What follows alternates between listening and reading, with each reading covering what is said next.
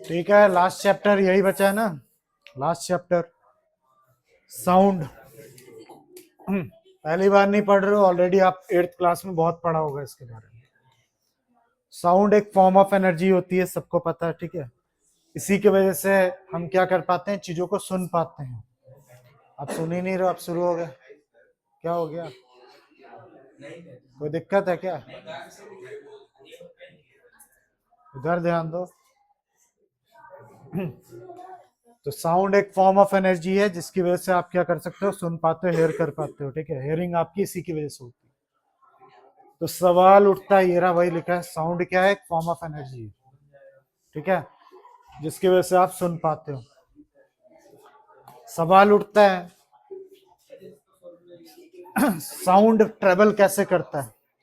उससे पहले sound produce कैसे होता है, 8th क्लास में पढ़ा होगा। जब भी कोई body to and fro motion करती है या वाइब्रेट करती है, टू एंड फ्रो का मोशन आगे पीछे इस तरीके से होना। तुम उठो वहां से, इधर आके बैठो। तुम अपनी एक फोटो दे देना उसको, बार बार पता नहीं क्या देखती रहती है। दूर बैठो, तुम उठ के इधर आओ, थोड़ा सा इधर किसी, हाँ हाँ जल्दी। और तुम जहाँ बैठे हो तो वहीं दोबारा बैठ जाओ, फटाफट एकदम। अब उसकी तरफ देखा ना तुमने, इधर मैंने क्या कहा, गर्दन उसी तरफ मोड़ दूंगा, फिर हमेशा उसी तरफ देखती रहोगे। क्लास अगर डिस्टर्ब की तो पीट दूंगा भाई अच्छे से। अब दोबारा सुनिए, इससे पहले ये हमें समझना पड़ेगा साउंड प्रोड्यूस क्यों होती है, ठीक है, कैसे होती है।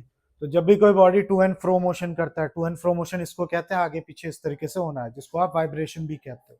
तो उसकी वजह से क्या होता है, साउंड प्रोड्यूस होता है। तो साउंड जब भी ट्रेवल करता है तो किस फॉर्म में करता है, वेव के फॉर्म में करता है, वेव, ठीक।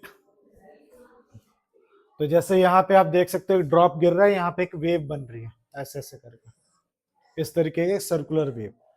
पर इनको जब आप किनारे से देखोगे तो कुछ ऐसा दिखेगा यूं करते हुए। तो देखना ऐसे 2D में जब हम बनाएंगे ऐसे बनाएंगे, ऐसे नहीं बनाएंगे, क्योंकि साइड से देखने में कुछ ऐसा दिखता है आपको। तो साउंड वेव भी दो टाइप की होती है, सब आपने 8th क्लास में पढ़ा होगा। कौन कौन सी वेव, एक लॉन्गिट्यूडनल वेव्स होती हैं और एक ट्रांसवर्स वेव्स होती हैं। लॉन्गिट्यूडनल वेव्स क्या होती हैं, मैं फिर रिपीट कर रहा हूं, दो टाइप की वेव होती हैं, एक लॉन्गिट्यूडनल वेव्स और क्या होती है, एक ट्रांसवर्स वेव्स। ये लिखिए, ये टेस्ट में आएगा, क्या आएगा अभी थोड़ी देर में बताता हूँ। पहले लॉन्गिट्यूडनल वेव्स को समझते हैं। लॉन्गिट्यूडनल वेव्स कुछ इस तरीके से दिखती हैं, देखो ये लिखा है, wave which particle medium vibrate back and fourth in the same direction. जब पार्टिकल्स क्या करते हैं, एक ही डायरेक्शन में कुछ कंप्रेशन रेरिफिकेशन करते हुए आगे की तरफ बढ़ते हैं, कुछ इस तरीके से। मान लीजिए आपके पास एक स्प्रिंग है, आपने बचपन में खेला ही होगा। इस स्प्रिंग को अगर तुम बहुत ज्यादा खींच दो अचानक से, तो आप देखोगे स्प्रिंग कुछ इस तरीके से आपको दिखेगा। कहीं पे ये कंप्रेस होते हुए दिखेंगे, कहीं पे रेडिफिकेशन मतलब दूर दूर दिखेंगे, फिर कंप्रेस दिखेंगे कुछ, फिर रेडिफिकेशन दिखेंगे, मतलब ऐसे ऐसे, कंप्रेशन रेडिफिकेशन, कंप्रेशन रेडिफिकेशन, कंप्रेशन रेडिफिकेशन, ऐसे करते हुए लॉन्गिट्यूडनल वेव्स दिखती है आपको। तो सवाल उठता है लॉन्गिट्यूडनल वेव्स कहाँ पे। अब ये तो स्लिंकी पता है ना किसको कहते हैं, स्लिंकी तुम लोग तो खेलते ही होगे, वो स्प्रिंग टाइप का होता है। हाँ, तो क्वेश्चन ये सब नहीं आएगा कैसे, तुम्हें बस पता होना चाहिए। क्वेश्चन आएगा लॉन्गिट्यूडनल वेव्स कहाँ पे प्रोड्यूस होती है। तो अभी एयर में जब ये साउंड प्रोड्यूस हो रहा है, एयर में मैं बोल रहा हूँ, तो आप तक मेरी आवाज पहुंच कैसे गई। तो ये तो पता ही है ना सबको कि साउंड को प्रोपेगेट करने के लिए मीडियम चाहिए, बिना मीडियम के क्या नहीं कर सकता है। मीडियम का मतलब समझते हो ना, पार्टिकल चाहिए, बिना पार्टिकल के कभी भी साउंड ट्रेवल नहीं कर सकता, जबकि लाइट कर सकता है। तो मैं कैसे आप तक आवाज पहुंचा पा रहा हूँ, तो यहाँ पे क्या है, लैरिंक्स या साउंड बॉक्स जो कह रहे हैं, वो वाइब्रेट हो रहा है। वाइब्रेशन की वजह से जो एयर के पार्टिकल हैं वो वाइब्रेट हो रहे हैं, वाइब्रेट करते करते रेडिफिकेशन कंप्रेशन करते हुए वो जो एयर है वो डिस्टर्ब होगा, पार्टिकल उसके वो पहले कंप्रेस होते हैं, फिर आगे वाले को एनर्जी ट्रांसफर करते हैं, फिर कंप्रेस रेडिफिकेशन करते करते करते आपके कानों तक मेरी बात पहुंच जाती है या वाइब्रेशन पहुंच जाता है। समझ आई बात? तो ये टेस्ट में आ सकता है एमसीक्यू में, एयर में कैसी वेव्स होती हैं। तो लॉन्गिट्यूडनल वेव्स लिखिए, कॉपी में लिखते चलिए, क्योंकि फर्स्ट टाइम पढ़ रहे हैं, रिवीजन नहीं है।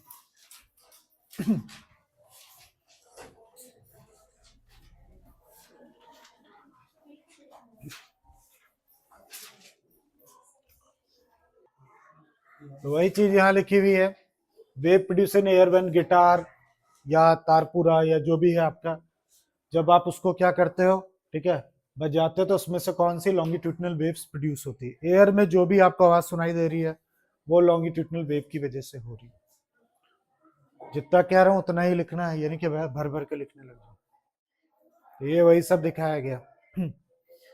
तो जब एयर के पार्टिकल पास पास होते हैं उसको कंप्रेशन कहते हैं, रेरिफिकेशन इसको कहते हैं जब दूर दूर होते हैं, पास पास दूर दूर, पास पास दूर दूर, इस तरीके से करते हुए आगे की तरफ बढ़ता है।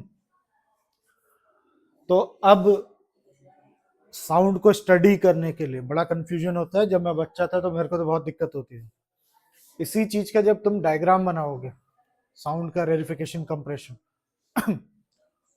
तो वो इस तरीके से हमको बनाना है, वो बाद में बता रहा हूँ, पहले तो ये देख लो दूसरा कौन सा है। हाँ, ट्रांसवर्स वेव के बारे में बात करते हैं।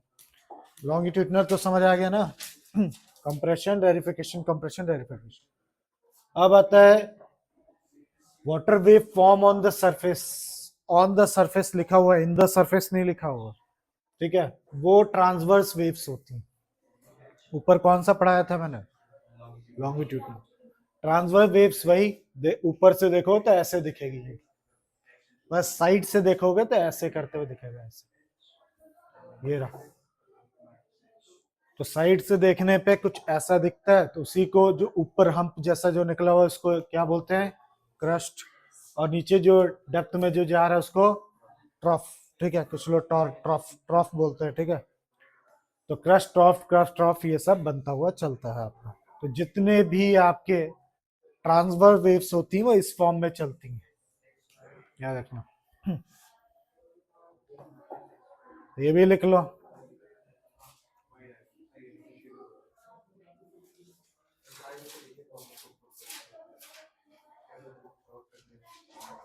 लिख लेना क्या, वाटर में और कहाँ पे, और सॉलिड में। वाटर या कह लो लिक्विड और सॉलिड में कौन सी वेव चलती है, ट्रांसवर्स वेव चलती है। सॉलिड एंड लिक्विड दोनों लिख लेना।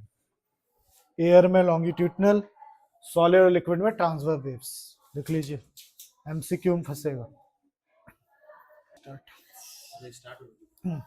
हाँ समझ गया ना, तो फिर से इतनी बात क्लियर कर दे रहा हूँ।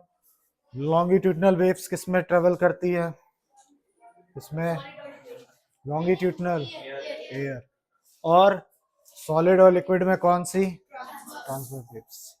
शायद कुछ कहना चाहते हो, कुछ कहना है।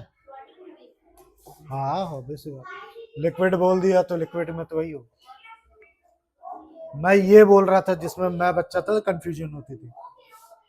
ये बोल रहा है कंप्रेशन, रेरिफिकेशन का, ये कौन सी वेव है, लॉन्गिट्यूडनल वेव है। लॉन्गिट्यूडनल वेव का जब तुम ग्राफ बनाओगे रियल लाइफ में ग्राफ, तो वो ऐसा बनना शुरू हो जाता है। हम उसको जब मैथमेटिकली उसको ग्राफ में रिप्रेजेंट करेंगे, ठीक है। जैसे मैं बच्चा था तो मैं परेशान हो जाता था कि इसको क्यों लॉन्गिट्यूडनल कह रहा, ये तो ट्रांसवर्स है। तो क्लियर बात मैं क्लियर कर दूं, ये चीज, इसी चीज को जब हम ग्राफिकली रिप्रेजेंट करते हैं तो वो ऐसा दिखता है, ठीक है। तो कहीं आप कंफ्यूज ना हो जाइए कि लॉन्गिट्यूडनल और ट्रांसवर्स ऐसे ही होते हैं। हाँ, दोनों का ग्राफिकल वर्जन अगर देखोगे तो सेम दिखते हैं। हाँ अब बोलिए, ठीक है, क्लियर हो गया। वही देखिए, कंप्रेशन को ऊपर की तरफ दिखाया गया, रेरिफिकेशन को नीचे की तरफ, कंप्रेशन, रेरिफिकेशन, तो उसी का लॉन्गिट्यूडनल वेव का ये ग्राफिकल रिप्रेजेंटेशन है। कहीं आप ट्रांसवर्स वेव्स और इसमें कंफ्यूज ना हो जाइए। अब क्यों ग्राफ बनाना पड़ा, तो कई कैरेक्टर्स हमें साउंड के पढ़ने जिसमें ये ग्राफ बहुत हेल्प करता है, इसलिए हमने इसको क्या किया, ग्राफिकल लुक दे दिया है, ठीक है। हमें बहुत सारी चीजें पढ़नी है, अभी थोड़ी देर में आपको पता चल जाए। और इसी सेम चीज देखो, अब ये किसका है, ट्रांसवर्स वेव का, क्रस्ट ट्रॉफ। इधर क्या लिखा था, कंप्रेशन रेरिफिकेशन कंप्रेशन। तो एक जैसे ही ग्राफ बनता है, कोई फर्क नहीं। कहाँ अपने चैप्टर में हम इन्हीं ग्राफ्स का इस्तेमाल करेंगे, तो हमारे लिए अब ये दोनों एक जैसे हो गए, ठीक है। नहीं नहीं बिल्कुल, पूछ रहे हैं एग्जाम में ग्राफ बनाने का आएगा, नहीं आएगा, पर इनके कैरेक्टर्स आएंगे। Character sketch of sound waves. फिर भाई इंपॉर्टेंट है, मेरे नॉलेज के हिसाब से 2 मार्क्स या 3 मार्क्स तक का क्वेश्चन इस टॉपिक से फंस सकता है, ठीक है। तो पहली बात हम क्या करने जा रहे हैं, कैरेक्टर। कौन कौन से कैरेक्टर की बात होगी यहाँ, वेवलेंथ किसे कहते हैं, एम्पलीट्यूड किसे कहते हैं, टाइम पीरियड किसे कहते हैं, फ्रीक्वेंसी किसे कहते हैं, वेलोसिटी किसे कहते हैं। इसी पे छोटा मोटा एक क्या हो जाएगा, न्यूमेरिकल भी पूछा जा सकता है। तो सबसे पहले एक कंप्लीट वेव किसे कहते हैं, ये देखो जो मैंने रेड कलर से ये हाईलाइट किया, ये कंप्लीट वेव है। क्यों, इसमें एक क्या है, क्रस्ट एंड ट्रॉफ, या जो भी कहना आपको, क्या कह रहे थे, रेडिफिकेशन कंप्रेशन दोनों, तो इसको एक कंप्लीट वेव कहते हैं। तो एक कंप्लीट वेव का जो डिस्टेंस होता है यहां से लेके यहां तक, देखो इसको हम लोग क्या कहते हैं, वेवलेंथ कहते हैं। और वेवलेंथ को लैम्डा से दिखाते हैं, ऐसे ये साइन होता है लैम्डा, उल्टा वाई जैसा, अभी दिखाऊंगा अभी, ठीक है। लैम्डा एसआई यूनिट क्या होगी इसकी, लेंथ है तो क्या होगी, लेंथ की क्या होती है, मीटर, एसआई यूनिट होगी मीटर।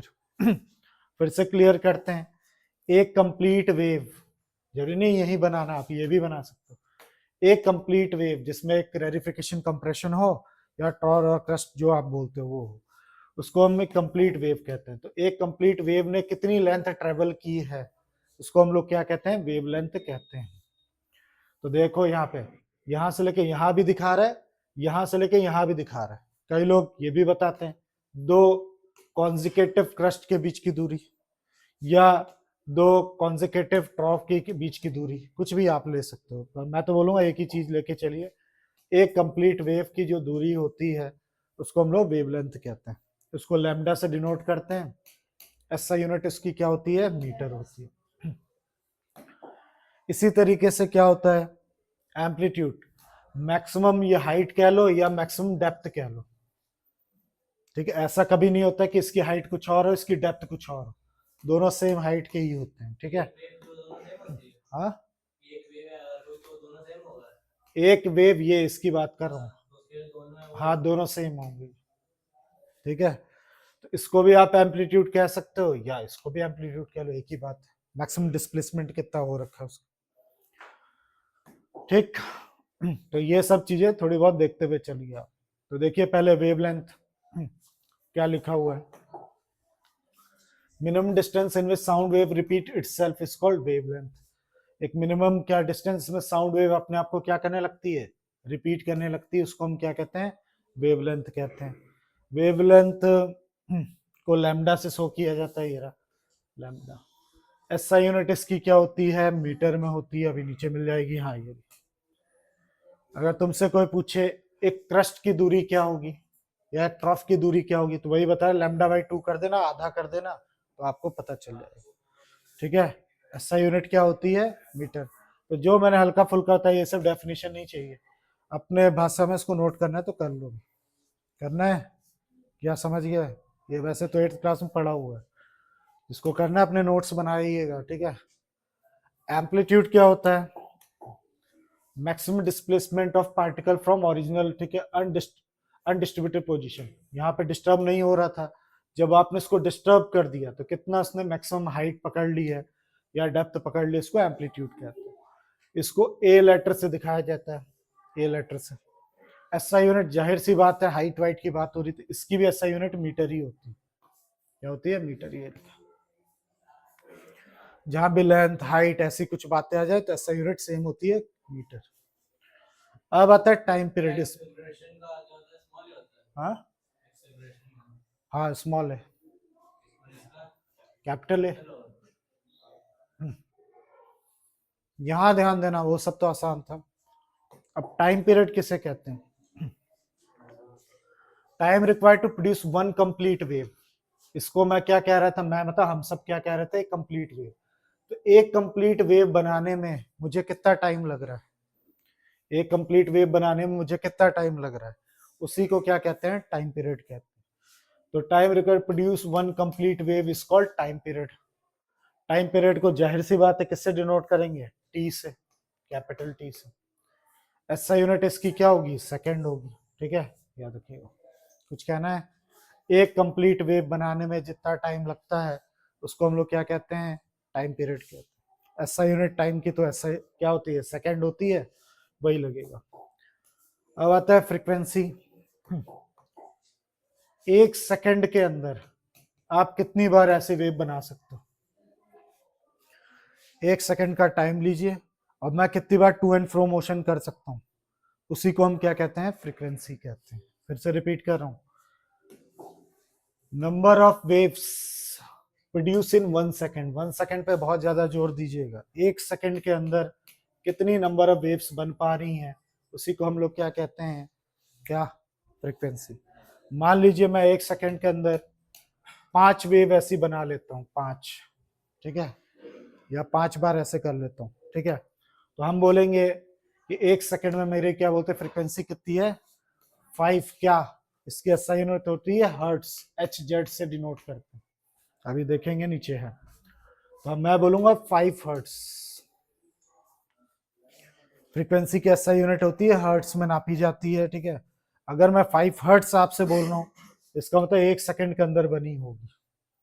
6 हर्ट्स बोल रहा हूँ, इसका मतलब एक सेकंड के 6 बार ऐसे कर पाया हूँ। 10 हर्ट्स बोल रहा हूँ, इसका मतलब एक सेकंड के अंदर 10 बार ऐसे कर पा रहा हूँ। जब भी हर्ट्स आए तो टाइम तो सेम ही रहेगा, कितना, एक सेकंड।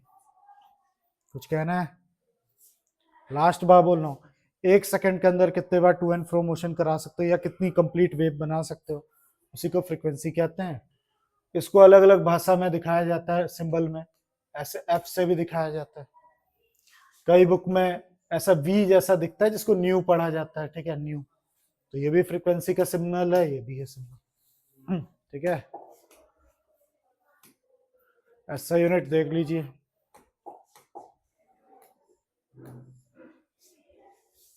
हर्ट्ज, इसको एच जेड से क्या किया जाता है, लिखा जाता है। तो ये सब भी आ सकता है। किलो हर्ट्ज कितना होता है, किलो सुनते ही समझ जाना कितना होता है, 1000, ये सारी बात है। कुछ कहना है, तो जब भी कैपिटल में कुछ भी लिखा हो, किसी भी ऐसा यूनिट कैपिटल में दे रखी है, तो इसका मतलब किसी साइंटिस्ट को डेडिकेटेड है, तो इनके हेनरिच हर्ट्ज के नाम पे ये क्या किया गया, ऐसा यूनिट बनाई गई है, देख सकते हो। हाँ, वो भी सेम, कितनी फ्रीक्वेंसी की लाइट प्रोड्यूस कर रहे हो, बिल्कुल। भैया लोग पूछो, 12th वाले बैठे हो, जो लाइट की ड्यूल नेचर होता है उसमें भी वेव देखने को मिलती है। आगे बढ़े, ये होता है ट्यूनिंग फॉर्क, देखा है कभी, ये स्टील, या स्टील तो नहीं, पता नहीं किससे बनता, मेरे को भी नॉलेज नहीं है, शायद स्टील ही होता है, ठीक है। उसको रबर पैड पे ऐसे मारा जाता है तो एक वाइब्रेशन पैदा होती है, तो इससे आपकी हेयरिंग टेस्ट होता है कि आप सही सुन पा रहे हो या नहीं सुन पा रहे हो। जब भी तो ये जो है, आर्मी में जब आप भर्ती होगे तो मेडिकल टेस्ट में से कान का चेक किया जाता है, तो सामने से नहीं चेक करते हैं, डॉक्टर आपसे बातें करते करते पीछे की तरफ जाएगा, ट्यूनिंग फॉर्क मारेगा, आपके कान के पीछे लगाएगा, अगर तुम्हारे कान सही होंगे तो रिएक्ट करोगी, नहीं कर रही हो तो इसका मतलब रही हो, सीधी सी बात। हाँ, और सामने से करूंगा तो एक्टिंग कर सकती हो, यूं यूं करने, पीछे से करूंगा पता ही नहीं चलेगा, तो कान का टेस्ट ऐसे ही होता है। अब पहला फॉर्मूला आपके सामने आ रहा है, याद है, टाइम पीरियड किसे कहते थे, याद है, टाइम पीरियड, एक वेव बनाने में मुझे कितना टाइम लग रहा है, एक वेव बनाने, तो मान लेते एक वेव बनाने में, सुनना ध्यान से, मैं डायरेक्ट लिखवाना नहीं चाह रहा हूँ, थोड़ा कॉन्सेप्ट बनाते हैं। मान लेते हैं एक वेव बनाने में मुझे 5 सेकंड लगता है, ठीक है, एक वेव बनाने में मुझे 5 सेकंड लगता है, तो टाइम पीरियड क्या हो गया, 5 सेकंड। अब एक सेकंड में देखो, 5 सेकंड में बनता है ये, तो मैं बोलूंगा एक सेकंड में कितनी वेव बनती होगी, 1/5 बनती होगी, मानते हो, ठीक है, 1 सेकंड में कितनी बनती होगी 1/5, और 1 सेकंड के अंदर कितनी वेव बनती है, वही तो क्या होती है फ्रीक्वेंसी। तो मैं कहना क्या चाह रहा हूँ, फ्रीक्वेंसी का एक फॉर्मूला होता है, फ्रीक्वेंसी का फॉर्मूला होता है 1/टाइम पीरियड। वो देखो 1/टाइम पीरियड, वही सेम चीज, या इसका उल्टा कर लो, टाइम निकालने का फॉर्मूला होता है 1/फ्रीक्वेंसी। तो ये नोट कर लो, बहुत इंपॉर्टेंट है।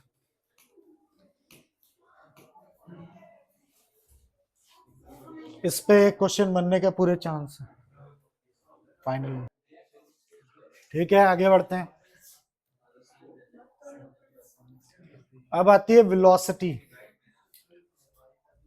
वेलोसिटी याद होगा, डिस्टेंस ट्रेवल बाय, ठीक है, वेव। जो आपकी वेव है वो कितनी दूरी तय करती है, कितने सेकंड में, 1 सेकंड के अंदर।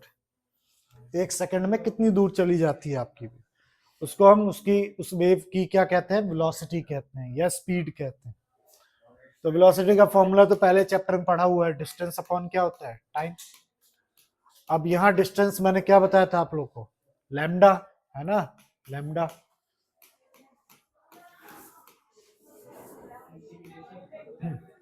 तो ये एक फॉर्मूला बन गया, नोट कर लीजिए, वेलोसिटी का एक फॉर्मूला लैम्डा बाई टी।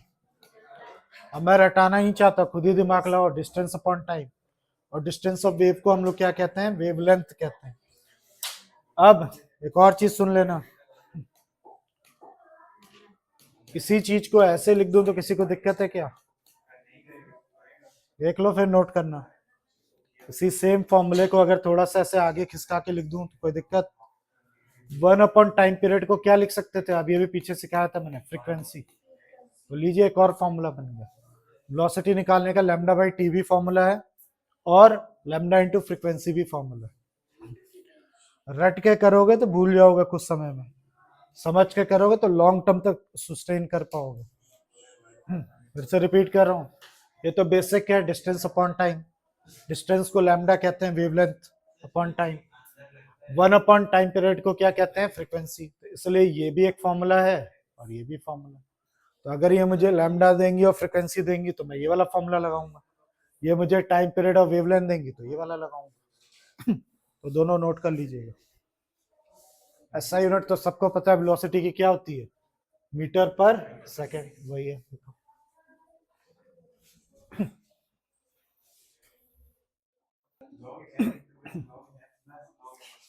ठीक है, समझ गया हो गया। अब एक क्वेश्चन कर लेते हैं फटाफट, कुछ भी नहीं है, ऐसे ही क्वेश्चन की बात कर रहा हूं मैं, बहुत सिंपल है। अगर कॉन्सेप्ट आपके अच्छे बने हुए हैं तो तुरंत आंसर दे दोगे। If 25 sound waves are produce in 1 second, per second, per का मतलब एक सेकंड के अंदर 25 साउंड वेव्स प्रोड्यूस हो जाती हैं, तो बताइए फ्रीक्वेंसी क्या होगी। तो मैंने बोला था यही होगी, और क्या, 25 क्या हो जाएगा, हर्ट्ज। हो गया आंसर। 1 सेकंड में 25 वेव बनती है, तो पूछ रहा है फ्रीक्वेंसी इन हर्ट्ज क्या होगी, 25 hertz. What is the frequency of sound wave? Those time period is 0.05 second. Frequency बताइए अगर उसका टाइम पीरियड ये है। तो मैंने तुम्हें क्या सिखाया था, फ्रीक्वेंसी का फॉर्मूला 1/, क्या होता है, टाइम पीरियड।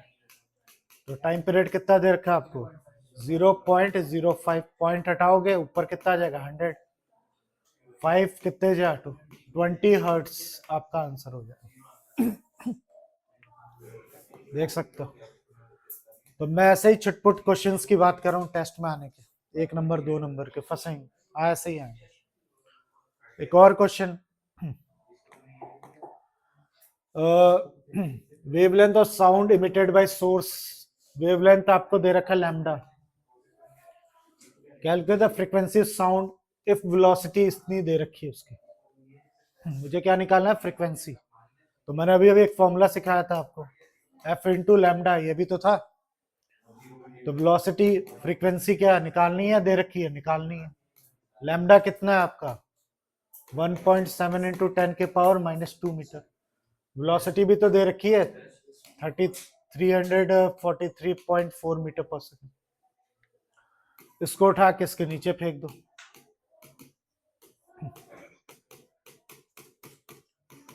सॉल्व करके दीजिए जल्दी से।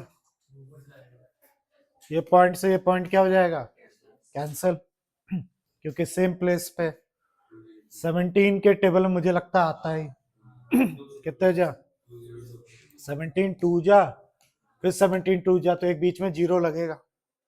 जब 2 बार कटता है तो मेरे को तो याद आ रहा है जीरो लगता है। फिर 10 की पावर यहाँ पे कितनी दे रखी है, -2, तो ऊपर जाएगा तो क्या हो जाएगा, +2। पर ऐसे हम छोड़ नहीं सकते, रूल है हमारा, स्टैंडर्ड फॉर्म में लाने के लिए यहाँ जबरदस्ती क्या करेंगे, एक पॉइंट लगाएंगे। पॉइंट लगाएंगे तो यहाँ पे +2 हो जाएगा। ये होगा आंसर, चेक करिए, हाँ यही है।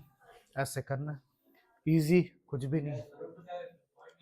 हाँ, क्योंकि रूल है जब भी आप स्टैंडर्ड फॉर्म में, ये होता है स्टैंडर्ड फॉर्म, इस फॉर्म में, तो जब भी यहाँ पे कुछ भी लिखते हो पॉइंट के आगे 1 to 9 नंबर ही होना चाहिए, अदरवाइज गलत हो जाएगा। 202 इंटू 10 की पावर 2 लिख दिया तुमने तो ये गलत माना जाएगा।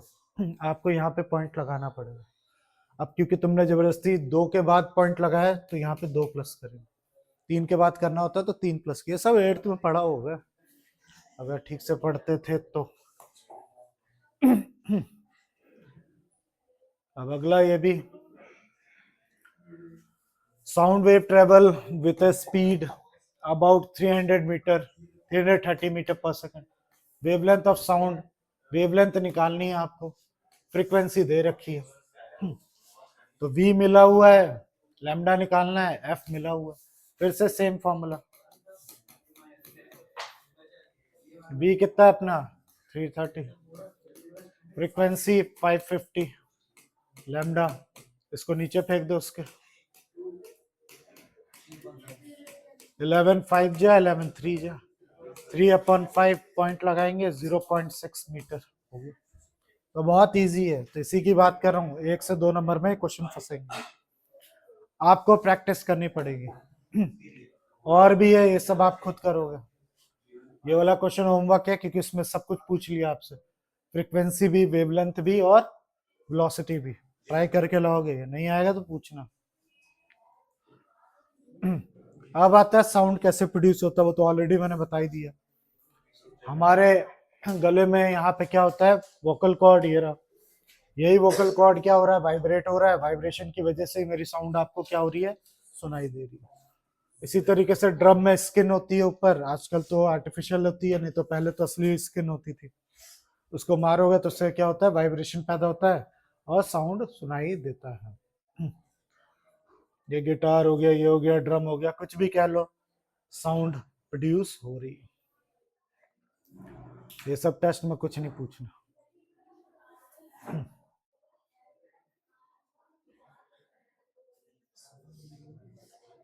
ये वही बताया गया जो ऑलरेडी मैं बता चुका हूँ, एयर में कैसे साउंड ट्रेवल करती है। तो ट्यूनिंग फॉर्क का एग्जांपल लिया है, तो जब ट्यूनिंग फॉर्क को आपने वाइब्रेट नहीं करवाया तब एयर के पार्टिकल, मान लीजिए लाइन शो कर रहा है, जैसे ही आप इसको क्या करते हो, पीटते हो, ठीक है, मतलब एक लेदर के उस पर मारना पड़ता है, तो जैसे ही ये फैलेगा, फैलने से क्या होगा, यहाँ कंप्रेशन पैदा होगा, फिर ये क्या होगा, अपने आप को क्या करेगा, कंप्रेस करेगा, तो यहाँ रेरिफिकेशन हो जाएगा और ये वाला कंप्रेशन आगे की तरफ शिफ्ट हो जाएगा। तो यही आगे पीछे होता रहेगा, कंप्रेशन रेरिफिकेशन, कंप्रेशन रेरिफिकेशन। तो ये सब टेस्ट में कुछ नहीं पूछेगा आपसे।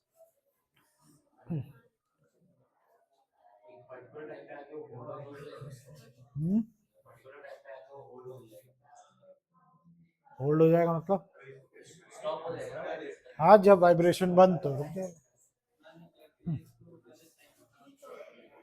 फिर वही बात, साउंड को प्रोपोगेट करने के लिए क्या चाहिए, मटेरियल मीडियम चाहिए, ठीक है, बिना पार्टिकल के वो क्या नहीं कर सकता, प्रोपोगेट नहीं कर सकता। इसीलिए साउंड को मैकेनिकल वेव भी कहा जाता है। ये भी टेस्ट में आने के पूरे चांस हैं, एमसीक्यू में पूछा जा सकता है। ये भी पूछ सकते हैं क्यों कहते हो भाई मैकेनिकल वेव, इसको मैकेनिकल वेव, तो ऐसी वेव जिसको साउंड, जिसको मटेरियल मीडियम की जरूरत होती है, ऐसे वेव को मैकेनिकल वेव्स कहते हैं। तो साउंड को मटेरियल मीडियम की जरूरत पड़ती है, इसीलिए उसको मैकेनिकल वेव्स कहा जा सकता है। और ऐसे समझना है तो आप इससे किसी चीज को क्या कर सकते हो, हिला सकते हो, ठीक है, तोड़ सकते हो। सुना है ना, शीशे उससे क्रैक हो जाते हैं अगर बहुत तेज चिल्लाओ तो। है ना। साउंड से वाइब्रेशन देखो, खिड़की उड़की हिलने लगती है, बूफर वगैरह अगर आपके यहाँ पे चलते हैं तो मैकेनिकल है। फ्यूचर में तो आगे चल के तो साउंड वेव्स का इस्तेमाल होगा। वॉर में बंदूकों से आवाज निकलेगी, आवाज से लोग एक दूसरे को उड़ाएंगे। असली में बारूद वगैरह नहीं यूज होगा, साउंड वेव्स यूज होंगे, मारेंगे खड़ाक, आगे वाले के चिथड़े उड़ जाएंगे। तो सवाल उठता है, तुम्हें क्या लगता है सॉलिड लिक्विड गैस में से साउंड सबसे फास्टेस्ट किस में ट्रेवल करता है? ठीक है, तो ये भी टेस्ट में आएगा। तो सबसे पहले किस में फास्टेस्ट, पूरा सीक्वेंस बताओ। सबसे पहले चलो गैस या एयर, फिर सॉलिड, लिक्विड, फिर तो टोटली रॉन्ग है, ठीक करिए। ठीक है, सबसे पहले सॉलिड में, फिर लिक्विड में, सबसे लास्ट में गैस में। तो आप गलत सुन रहे हो, गलत सोच के बैठे हो। सबसे फास्टेस्ट ट्रेवल करता है सॉलिड में, फिर लिक्विड में, फिर गैस में, याद रखिए। कभी ये खिलौना बना के देखा? हाँ हाँ, हम बचपन में ऐसे खेलते थे। हाँ भाई, ये क्या झूठ है क्या? ऐसे ही बिल्कुल साउंड यहाँ से प्रोपोगेट करता है मटेरियल मीडियम के थ्रू, यहाँ तो सुनाई दे। हम 90s के बच्चे से पूछो ना, हम यही करते थे, यही खेलते थे दोपहर में बैठ कर। हमारा मोबाइल वगैरह थोड़ा ना होते थे, हम लोग यही करते थे। एक्सपेरिमेंट जो पढ़ा है उसको देखते थे बना कर। तुम लोगों के पास कहाँ टाइम, पहले के टाइम पे ये वाले फोन आते थे, इसके लिए भी केबल्स का इस्तेमाल होता था, ऐसे थोड़ा ना आ जाते। हाँ, हमारे पास था ही नहीं ऐसा आज तक नहीं।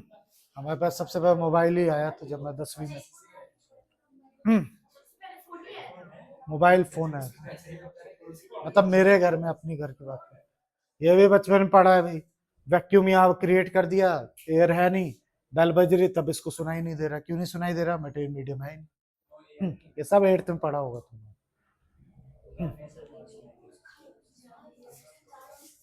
तो ये रहा सॉलिड, फिर लिक्विड, फिर गैस। हो सकता है टेस्ट में ये पूछ ले कि हमको ज्ञान मत दो, वो बोलेगा पता है मेरे को सॉलिड लिक्विड गैस में। क्यों? सॉलिड में ही सबसे फास्टेस्ट क्यों होता है? क्योंकि उसमें मॉलिक्यूल्स, नंबर ऑफ मॉलिक्यूल्स ज्यादा होते हैं। ठीक है, molecule of solid liquid gas carry the sound wave from one place to another through the vibration. लिख देना कि सॉलिड में नंबर ऑफ मॉलिक्यूल्स ज्यादा होते हैं, इसलिए वाइब्रेशन भी ज्यादा होती है, इस वजह से साउंड उसमें फास्टेस्ट ट्रेवल करता है। मेरा सबूत आप देख सकते हो। अक्सर बच्चे यही बताते हैं गैस, लिक्विड, सॉलिड। गलत हो, ठीक करिए। हटाओ, हाँ पास बास भी कह सकते हो, नंबर ऑफ मॉलिक्यूल्स भी ज्यादा होते हैं, ये भी कह सकते हो। तो जब भी आपको कंपेयर करना है तो आप उसकी डेंसिटी वाइज आप कंपेयर करिए, तभी आपको फायदा करेगा। एक वॉल्यूम लेके फिर स्टडी करो, ऐसे नहीं।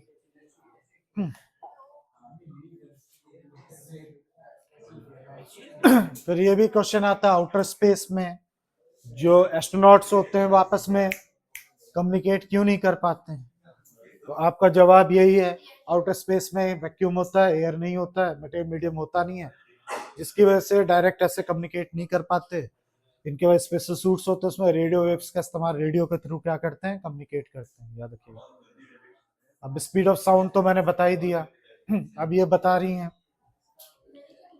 पूछ रही थी ना तुम कि किस पे डिपेंड करता है, तो वही पढ़ा रहे हैं यहाँ पे। स्पीड ऑफ साउंड किन किन बातों पे डिपेंड करता है? तो क्या क्या, तो इतने पे रोकूं? इतने पे रोक रहा हूँ, कल पढ़ेंगे यहाँ से। हाँ, टेस्ट भी दे देना, पढ़ भी लेना। आज देखो शांत बैठे थे तो आराम से पढ़ लिए, नहीं तो बातें कर रहे हो, ये कर रहे हो। कहीं से भी हो सकता है, बाहर का। हाँ, बाहर का।